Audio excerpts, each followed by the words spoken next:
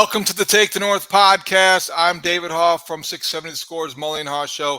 Dan Wiederer from the Chicago Tribune up at Howell's Hall. Hope everybody had a very Merry Christmas. We are talking to you a couple days after the Bears beat the Cardinals 27-16 at Soldier Field for their sixth win of the season. Dan, hope you had a good Christmas, and certainly the Bears took care of the Cardinals. That was a nice gift for every Bears fan out there to go home from Christmas Eve pretty satisfied with a victory that they had to have. Yeah, no question about it. I hope you had a happy holiday as well. A good chance to kind of step back a little bit. I saw you up in the press box on Christmas Eve. Obviously, you were making good work of that shrimp that they had up there for us pregame. 3 or 4 plates of that before we got into that game. The Bears have really stepped up their game when it comes to media room food. I don't know whose idea that was, but you have to say, in terms of progress, they definitely have made a lot there. The pregame spread and the defense are two of the most positive improvements that this team has made in 2023. Let's be honest, right? It's a toss-up between whoever is the head chef and Montez Sweat as the biggest in-season additions. Well, I'll be honest with you, because I actually think it's somewhat notable, and we don't have to get off on a major tangent, but I was texting my wife on Christmas Eve because she was feeling bad that I had to work. They were off at the family party, and I said, listen to the spread that I just did. I had, shrimp with cocktail sauce. I actually asked someone on the Bears if there was like a volume of shrimp that you could get to that would then be adverse to your health, because I was approaching those levels as much. There was a Cabernet braised short rib. There was a green bean casserole. I can't remember. At halftime there was some turkey sliders. A whole array of food that is, as you mentioned, much improved over what it used to be. And I don't think that is trivial, because I think that the man in charge of the entire organization took note of that after many years coming to the Soldier Field press box as a visitor and going, what is this? But needless to say, that was the start of a positive day for the Bears that ended with a 27-16 victory over the Cardinals. What if I told you, David, that the last time that the Bears lost a home game was to the Vikings, that day that Justin Fields dislocated his thumb? That's a long time ago. That's a long time ago, and that kind of falls under the category of progress. And you wonder, in terms of progress, how we're gauging it, what we're considering progress. When the Bears win at home as consistently as they have the past month, I think the streak is now 4 straight games at home. You have to wonder what that will mean in the final evaluation. You cling to things when you're not where you want to be, and the Bears can cling to their defensive improvement. They can cling to maybe the running game identity. They can cling to winning at home as things to be proud of. I don't know in the final analysis what it all will mean, but yeah, they're a better team and a different team maybe at home than they are when they're on the road. Raiders, Panthers, Lions, Cardinals. Those are the home victories, 4 in a row at Soldier Field. What I think it represented to me, particularly in the game that Sunday, was that this team has ascended to a level of being able to take care of business in games that they should take care of business in. I think you looked at that Arizona Cardinals team, and it was like the ghost of Christmas past, right? You looked at a team that was undermanned, that had a bunch of guys on the roster that probably don't belong in the roles that they're in, doesn't have a whole ton of playmakers, makes a ton of sloppy mistakes. And if you're a good opponent or good enough to hold them down, you walk out of the building with a double-digit victory, which the Bears did. They built a 21-point lead early, probably let their foot off the gas a little too early in that game and allowed the Cardinals to make a game of it. But that was certainly 2 different tiers of NFL football teams on Sunday. And I think on an encouraging note, the beautiful thing is that the Bears aren't the one on the bottom part of the tier in a game like that. They are. They seem to be climbing and at least headed in the right direction, which a week ago felt like a difficult thing to say after they blew another double-digit fourth quarter lead in Cleveland. And then you get to the end of the year and you start to project here. They've got 2 games left. And if they win out, then they have what they will again point to as Lions-like momentum to end the season. You look at the Lions last year, I think they won 5 of their final 6, and now they're celebrating an NFC North championship. You can believe that if the Bears finish in similar fashion by winning their final 3 games and trending in the right direction in their eyes, that's the argument that Matt Eberflus will want to make to Ryan Poles in terms of why he should stay. That's the big picture argument that maybe Kevin Warren will point to in making some decisions. This is a franchise with the arrow pointing up. If they could finish with 2 more victories, that's a big if. Without question. And those two victories in the last 2 games could potentially be, direction changing in terms of which direction they want to go with some of the big decisions that we've talked about for weeks that they have to go down. You heard me all last week say that coming off that loss in Cleveland, I was really interested to see how the Bears would respond, as a collective group emotionally, and how they would reset, and did they have the leaders that guys could plug into and get themselves back up and motivated to play an opponent that obviously is inferior. They did a great job. They passed that test throughout the week. We talked during our uh, pregame podcast preview of the game that they had cleared that bar for me, and I was iffy on whether I was going to pick them, and then I picked them to win by double digits, and they won by an 11-point margin on Sunday, in part because they came out to start that game in convincing fashion and scored 21 points.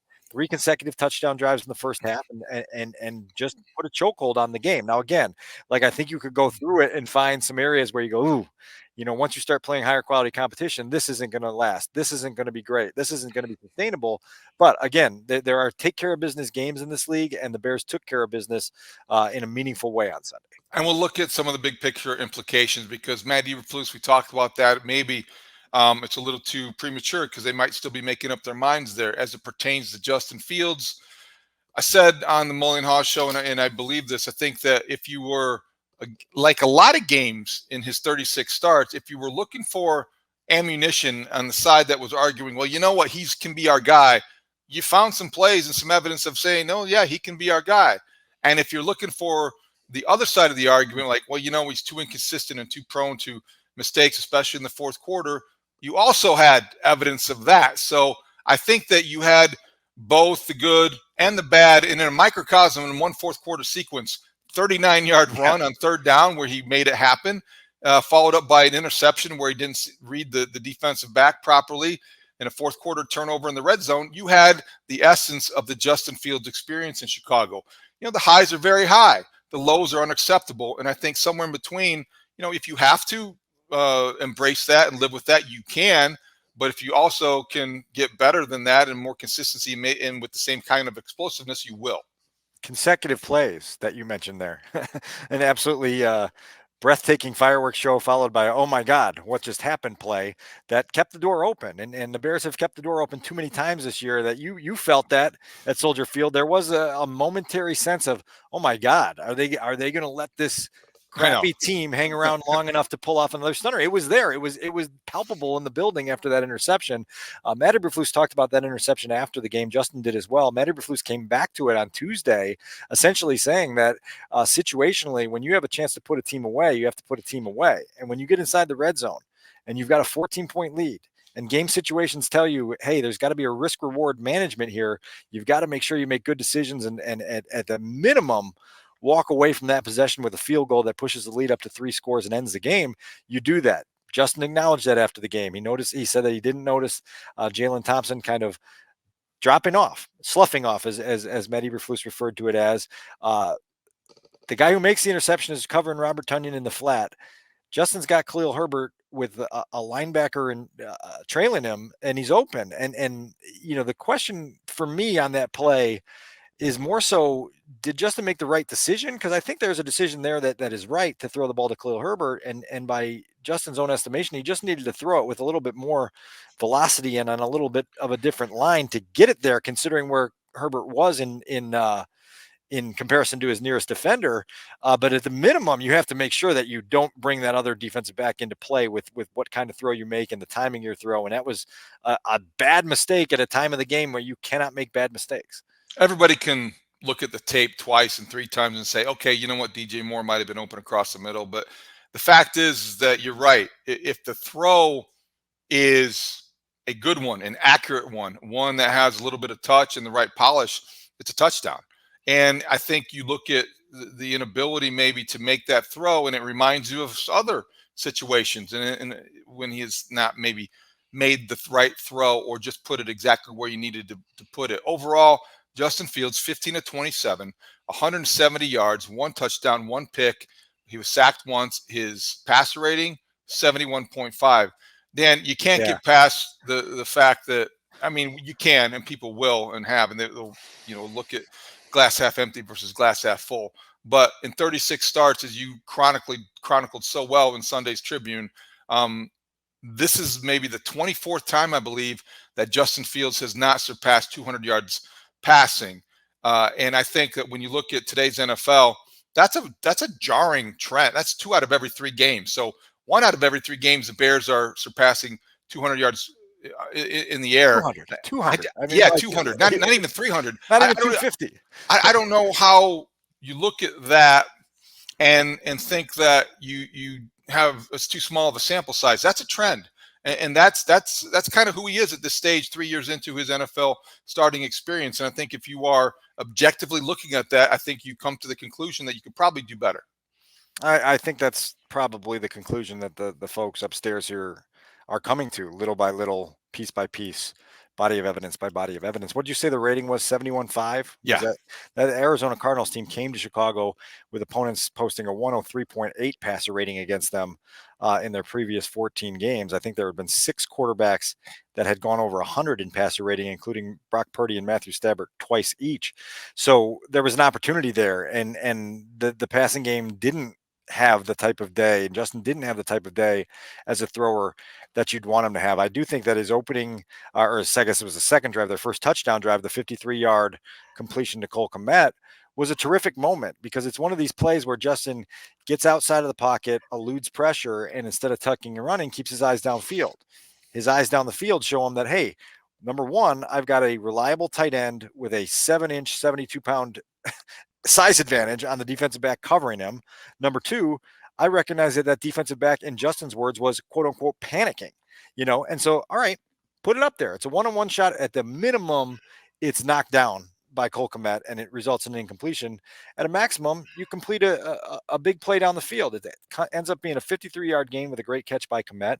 It ends up being the catalyst for your first touchdown drive, which ends with a Justin Fields touchdown run. And you say, okay, these are the things that have to be coming regularly, once a quarter, moments like this that tell you that's it. And I think overall you see those and you go, it's in there, but it hasn't been in there consistently enough. Yeah, and I think even on that play, it was underthrown, but he took a shot, and it was a good risk to take. Cole Kmet adjusts to the ball and to the pass, and get 53-yard reception, and that's the kind of thing you want to have in your passing game. That's the kind of thing they don't do enough of. And that was that was at that point you thought one of the reasons I think his numbers are so disappointing is because the way the first half went for him. At halftime, you thought this was going to be a far different game and it was going to be a blowout. And then they kind of, the way the Bears often do, let them come back, let them hang around, and they took their foot off the gas a little bit, and it was much closer than it probably should have been. Yeah, and Matt Eberflus on Tuesday singled out a couple things. He talked specifically, without being asked directly about it out of the gates, about the end of the first half and how the Bears had the ball twice in the closing stages of the first half to go add to their lead and failed to do so with some execution errors, some things that didn't go right. Obviously, a couple offensive penalties on the last drive of the half. And those are just situational moments that you have to rise up and meet that end up allowing a team to hang around. Better teams than the Cardinals are going to come back and scare you in a game like that. The Cardinals weren't able to do that. Matt also talked, when asked about it, I asked specifically about the 3rd and 1 play to Roschon Johnson, which was the direct snap after Justin Fields had kind of wandered out to the right as a decoy on the play. And I thought Matt's answer was telling in regards to the frustration with the Bears' inability to find something that they can lean into on those short yardage situations. We've seen these creative play calls the last couple of weeks, and there comes a point in time where, as a play caller, as an offensive designer, you just have to find something that works. It doesn't have to be tricky. It doesn't have to be trying to catch a defense off guard. It has to be, this is what we're going to do, try and stop us. And we need, 24 inches on this play. And we're going to get them whether you like it or not. The Bears haven't done so consistently enough. And Matt seemed to be a little frustrated in that regard, that they hadn't been able to develop something that is a staple to what they do that allows them to do that. And he said that they've struggled with the QB sneak, which is something that you'd like to run in that area. Why? Maybe it is the inability to have a center that gets the proper amount of push. Maybe the quarterback doesn't do things properly. Maybe the play caller just doesn't trust it enough. Whatever it is, they're trying too hard to get 1 yard, and it can't be that difficult. And that's the biggest problem I have when we talk about Luke Getsy. There are other debates we can have about, the structure of the offense and the game planning and all the things that have forced Chicagoans and Bear fans to kind of argue all season long. And I think, have been on both sides of those arguments. But the one thing, the consistent criticism I think is most valid on 3rd and 4th and short, the Bears have a tendency to either get too cute, too horizontal, or too backward. You don't get 24 inches or a yard or whatever it is. You don't get there quicker by pitching the ball backward. It just seems like it's counter to everything you learn. Also, the jet sweep tendency, that's a bit too much and too cute. And then snapping the ball to the running back after they switch positions, and isn't that cool choreography? Just line up and get it. You've got a running quarterback. Take advantage of his skill set and get the first down. And Justin seemed frustrated after the game as well, that in that situation, they didn't just go with something that was a meat and potatoes. Let's just out tough them here. This is an inferior defense. They've shown it all afternoon. Let's just out tough them here and get the yard and move it on. Instead, you're punting. And again, you're just leaving the door open. And look, one of the messages that I give to my Little League baseball team is, when the door is there to be shut, kick that thing shut. Because if you leave it open an inch, somebody's going to kick it in on your direction. And you're going to be like, well, how did they get in here? Yeah, that thing was supposed to be closed and locked. And so Bears need to learn that in those short yardage situations. A few quick questions about the quarterback situation before we move on, but I want to cover all of these and wrote them down because they are important in the whole conversation in the context of what Justin Fields and certainly the future for him. When you talk about the takeaways from from playing the Cardinals, beating the Cardinals, and where we are, when you watch the Ravens beat the 49ers, I want to know from your perspective, and you see Lamar Jackson doing what he does, you can project that could have been a Super Bowl preview. You look at the Ravens, the best team in football right now, 5 in a row. They look like a team that's going to play deep into January. As they do, is it fair? How will you look at it, Dan, in Chicago? Like, boy, the Bears can do that with Justin Fields, or boy, why didn't the Bears do that with Justin Fields? As we watch the Raiders succeed with Lamar Jackson, the Ravens succeed with Lamar Jackson. What's the right way to look at that from a Justin Fields perspective in Chicago? Well, Lamar Jackson was the MVP of the league in his second season, wasn't it? It was his second year, right? Yes. And he had like 3,600 passing yards and 37 passing TDs. I mean, I think there's a grasp to compare Justin to all these top tier quarterbacks when nothing in the production over 3 seasons has put him anywhere near that level. And that production isn't just about the strength of your arm and your ability to make gifted runs. It's about the feel for the game. And I think Lamar Jackson's feel for the game has been head and shoulders over the course of the last 4 years now, 5 years since he came in the league. Above anything that Justin has shown to this point, and the production tells you that. So I don't know. I don't get too caught up in comparisons because I'm just kind of stuck, immersed in the saga that we're living here in Chicago, and that saga shows me a quarterback that I maybe the point that some people are trying to make is that if you had made him fully comfortable from day one that he was here, maybe he would have unlocked some other things within his game. And if so, where would we be now? But there's no time machine. The DeLorean ain't pulling up to 1920 football drive anytime soon with Doc Brown taking us back a few years to change that. We are where we're at, and we're at a point where the current QB1 of this franchise is struggling with some concepts and some things that shouldn't still be causing a quarterback that is on his way up to the top 5 in the league, the struggles that it's causing him. No doubt. The similarities are obvious because of the 2 best running quarterbacks in the NFL, and the numbers reflect that. And certainly stylistically, you could see that. But as a passer, I don't think that Justin Fields has really earned the right to be compared to an MVP. As Lamar Jackson is, and he's playing like, again, he's on the verge of his second MVP in the last 5 years, and that just isn't the kind of comparison that it's flattering to Justin Fields, but I don't think that he is there yet. Let me say one other thing, just because I know you got a couple other ones to get to there, though. There's also this argument that's mushroomed up in the last month that because other standout quarterbacks in the NFL struggle, that it suddenly makes the struggles of the Bears quarterback comforting. Well, everybody struggles, so our guy struggles too. Right. He's just like them. Look at I don't Mahomes. I don't know where this argument comes from. Patrick Mahomes' average stat line over 7 years or 6 years now, starting in the NFL, he throws for 297 yards per game. He's been to 5 AFC Championship games and 3 Super Bowls and gotten 2 rings. Like, what are we doing? Just because he's in a struggle year doesn't mean that okay, it's all the play caller and it's all the supporting cast. And if that's the case, then Mahomes would be doomed here, and Justin would be the, multiple time Super Bowl MVP in Kansas City. Like the presence of struggle from other big time quarterbacks does not equate springboard for current quarterback of Bears who is also struggling. Good point, and I think it's a fair one to remember. So after the game, you sensed Justin Fields. Was he feeling any frustration? I don't know, because two things happened, I guess, from a media perspective. He gave an interview last week with WGN TV with Caitlin Sharkey, where I think that it sounded somewhat like the beginning of a goodbye. It sounded like there was some past tense being referred to, and you wonder if he senses what's next in terms of the Bears moving on.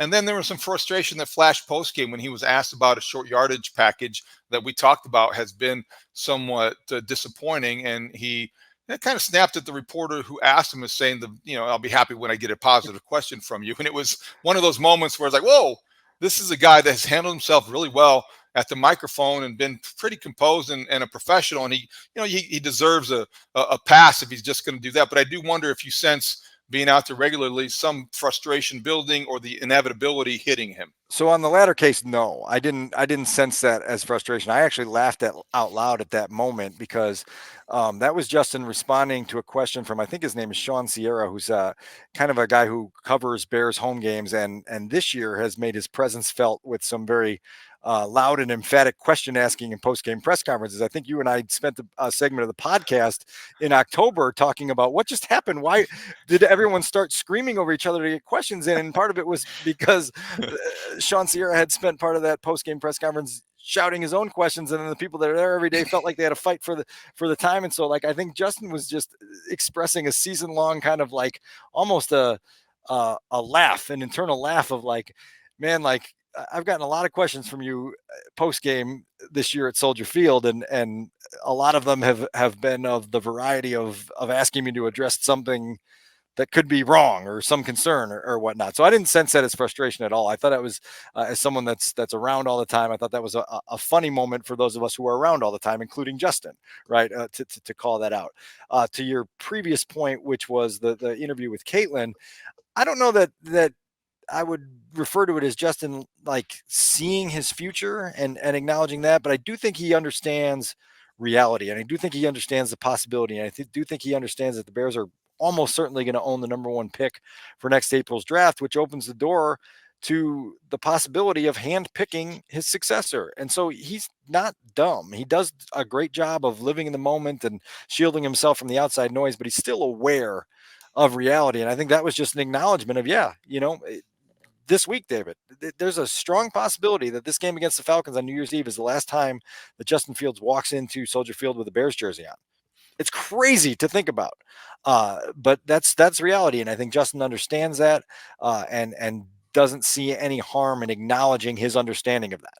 That's a good way to put it, and I think he is very self-aware. And it brings us to another point. So on the Bears radio network, in the pregame show that Ryan Poles does every week with Jeff Joniak, our good friend and longtime Bears play-by-play guy, Ryan Poles basically referred to it as a quarterback-driven league. He was talking about the offseason evaluation of Justin Fields. He was referring to just the big picture, not anything that is earth-shattering to consider a quarterback-driven league. We all kind of know that. When it comes out of the mouth of the Bears general manager, within weeks of him having probably to face reality of now the next big decision you have is what to do with that number 1 overall pick, which is the Bears with one more Carolina Panther loss. Did you read anything into Ryan Poles reasserting the fact that it is a quarterback-driven league? Only that the general manager of the Chicago Bears understands what the league is, which is a good prerequisite, to understand that. Yeah, I know, but here's the one thing and I think that you wonder that Like There have been past gentlemen. you're asking if there's subtext to it. Yeah, I do. I wonder that And because you and I could think go. there is. I think there is. Okay, because I think you could go up there and say, you know what, we are a team with an elite defense. We have identity built forged from our running game, and it's unorthodox. But we're going to try to get to the Super Bowl with that defense in the running game, and our quarterback is going to be a guy that is explosive. We're going to follow him all the way and not get us beat. That's the role of our quarterback in this sort of method.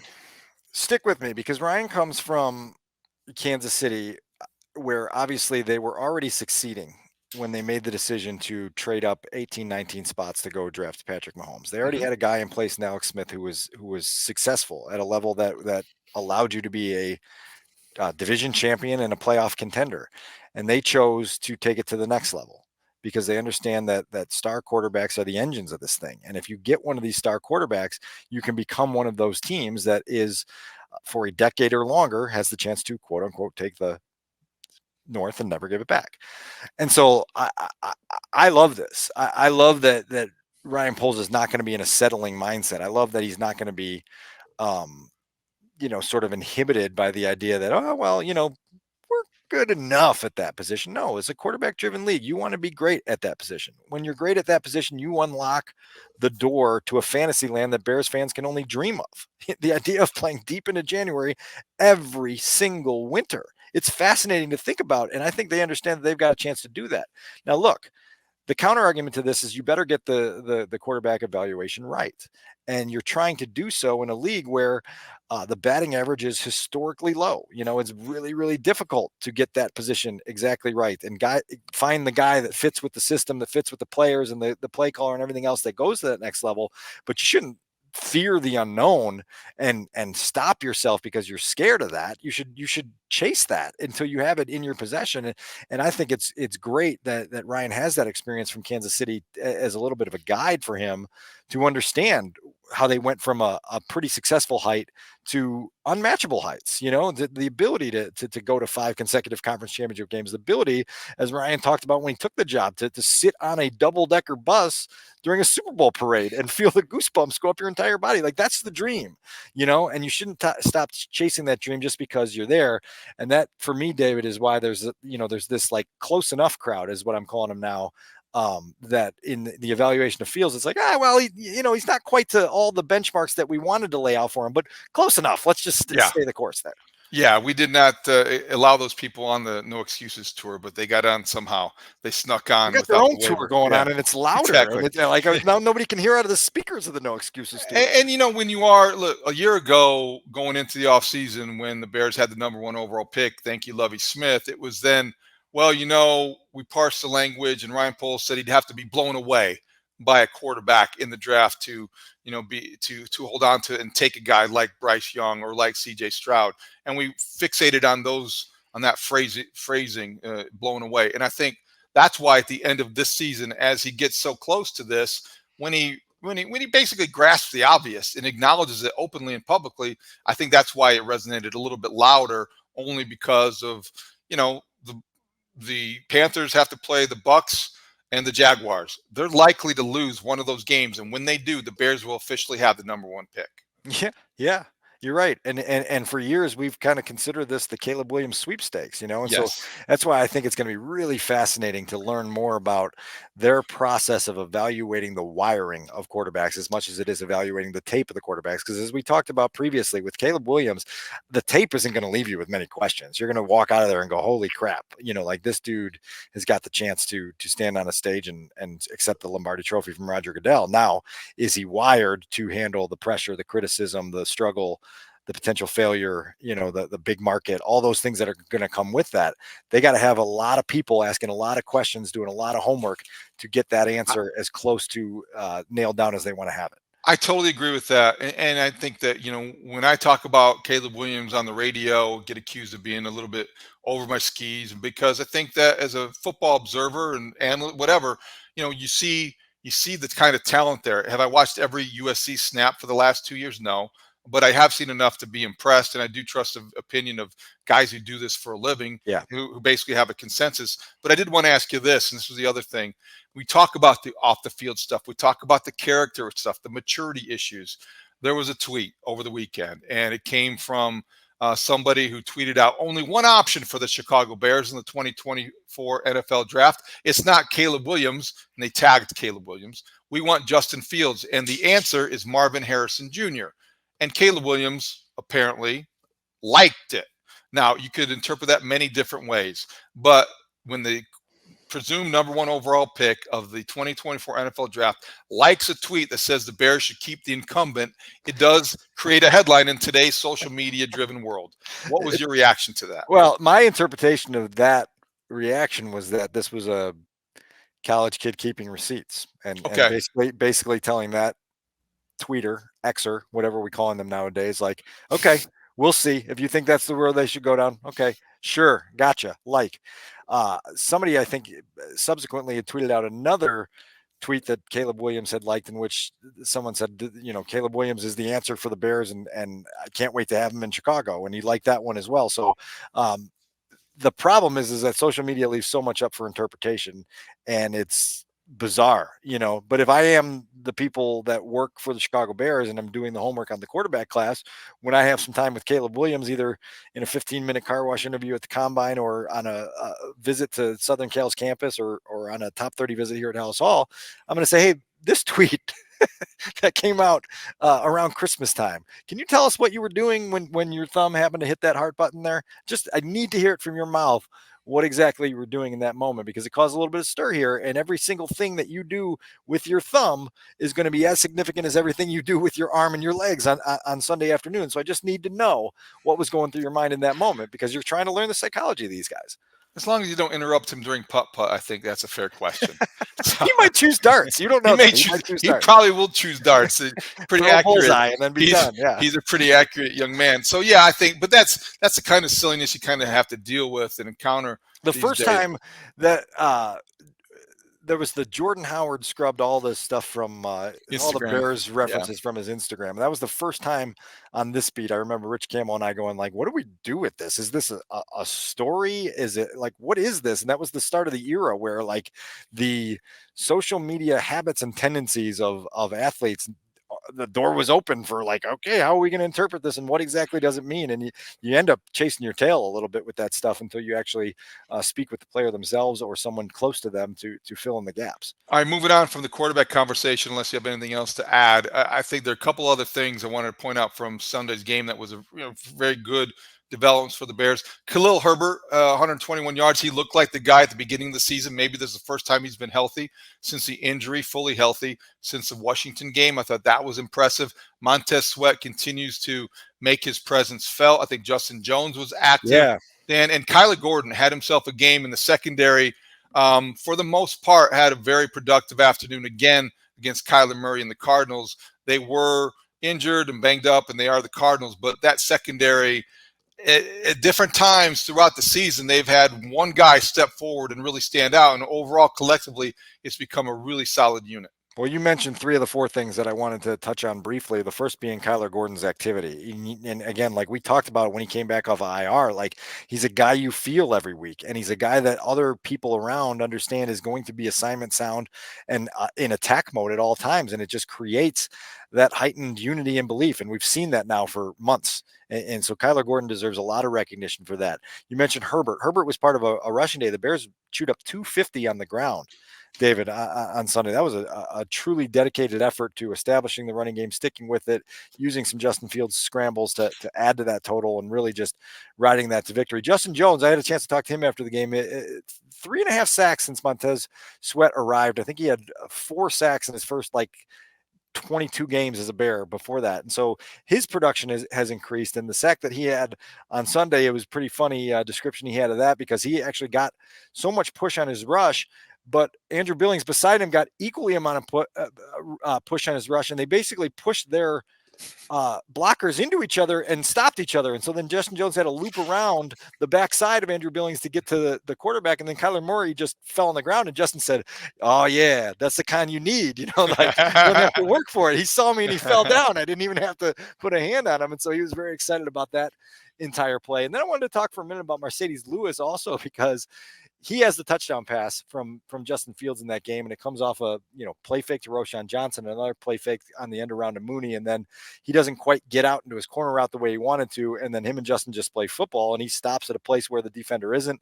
The defender, respecting Justin's legs, charges up to defend a potential scramble, and it's an easy touchdown pass. Mercedes was happy to go through the details of that touchdown catch, but also was very quick to point out to the people that stopped him on his way out of the locker room that he was really eager to go watch his reps as a run blocker in that game. Like, he was glowing with satisfaction in the work that he did as a run blocker. And for a guy who's going to turn 40 next spring, for a guy who's in season 18, for a guy who's just a bit player on a last place team, you understand the magnetism of Mercedes Lewis, because he gets on his helmet and his shoulder pads and his uniform on Sunday, and he's like, "Let's go to work. And my work for today is going to be just absolutely demoralizing a defense that can't handle us." And so I really appreciated the pride and the satisfaction he had in contributing to that run game effort in a way that almost nobody watching the game in live action was taking note of at the time. And that dude is, you can understand why they were so happy that he scored a touchdown, to be rewarded for that kind of effort, which goes on behind the scenes on game day, during the practice week, all year long. And in the offseason, he's 39 years old. I mean, goodness sakes, the big dog that gets fed. That was cool to see. I wonder, Dan, and maybe this is something they have already researched. I'm thinking out loud here. Has there ever been a Bears player any older score a touchdown? Is he the oldest? Is he the oldest Bears player to ever score a touchdown at Soldier Field, or maybe in a season? He's 39 years old. That doesn't happen very often. They haven't had many 39-year-old quarterbacks that have snuck in the end zone, and certainly not in any other skill position. I wonder if he's the oldest guy to score a touchdown for the Bears. Yeah, so somewhere in the almanac, we're gonna have to look that up, because that is notable. I bet, like you said, I bet the number of players that played until they were 39 is probably less than a third of a page long, and then you just have to see if any of those scored a touchdown. But cool moment. And Matt Eberflus lit up after the game in talking about that touchdown catch, and said that a lot of Mercedes' teammates went and just started barking at him. And so here's a little bark from Mercedes. All right, I have one more DJ Moore story before we go, but anything else you want to touch on first? No, that's it. That was a good bullet pointed list there that you ran through there. Yeah, we got a lot of stuff, a lot of fun stuff. I wanted to share this little thing with DJ Moore because as we do this on Tuesday, the day after Christmas, DJ Moore, as you know, is a regular every day after Bears games, 8 o'clock on the Mully and Haugh show on 670 The Score. And he has been the consummate pro every week. Now, DJ Moore is going to get right to the point. He's not going to expand much. You've got to be ready, prepared to ask him questions. You got to be ready and prepared that he's not going to maybe elaborate, but he has been a joy actually to work with, because he always shows up and he always is professional. He's so professional, Dan, that our show is 5:30 to 10 every weekday morning. We didn't work on Christmas morning. We weren't in there because it was a holiday. So we thought, okay, DJ, you're going to be with us on Tuesday morning. That was our assumption. 8 o'clock Christmas morning, the Tyler Farringall was in the studio at The Score, manning the sub show, basically. It's still going on the air. DJ Moore calls 8 o'clock Christmas morning because he thought that it was his duty and his obligation to call and be on the radio the day after a Bears game. We didn't need him. We still wanted him on the next day with, a larger audience back to work. And he called 7:59 on Tuesday morning, just like he called the day before. But on Christmas morning, here's this guy. We saw him with the red Santa suit. We saw him kissing his kids on the sidelines before the game. Great dad, terrific player, and consummate pro. Called in on Christmas morning, and then he called back on the 26th to do his regular hit, and it was really a lot of fun. No, that's cool, man, and that's a testament to dependability, right? And we've talked about how easy DJ is to work with, how low maintenance he is inside the building. You're here at Ellis Hall. Clearly, as a radio teammate, he's equally dependable and low maintenance. That's an awesome little nugget to hear there, because it tells you some of the character that's inside this locker room here. To that note, we will be handing out the Chicago chapter's Pro Football Writers Association Good Guy Award. Later this week, the Jeff Dickerson Good Guy Award winner will be named and presented later this week. And so I already know the honoree. I can't give it out right now on the podcast. You'll have to wait till later in the week. But there was quite a list. I submitted about a dozen names as nominations off my own ballot. And then the three that we were asked to vote as finalists were Jalen Johnson, Eddie Jackson, and Cole Kmet, who was last year's winner. And so that's three worthy nominees. I also would say that DJ Moore is certainly one of those guys that's in the also ran list that were very worthy of that kind of recognition. That's great. Look forward to that. Also, to close the loop, Adam Sadzinski, Ace reporter, says Larry Mayer, who works for ChicagoBears.com, obviously he's a longtime staple of the organization. I think friend of the pod. He says that Mercedes Lewis was, in fact, the oldest Bears player to score a touchdown, the second oldest player ever to catch a touchdown pass. Jerry Rice holds that record. He was age 42 at that time. So good company to keep for Mercedes Lewis. Big dog. 3 more seasons and he can top Jerry Rice. A touchdown in 2026 would allow him to take that honor away from one of the all-time greats. All right, well, we're going to wrap things up. We covered a lot of ground, Justin Fields and the Bears. We'll be back later in the week. You can get us on your free Odyssey app. You can also watch us on the 670 Scores YouTube page. For Adam Sadzinski and Dan Wiederer, I'm David Haugh. Thank you for listening to the Take the North podcast. Great talk. See you out there.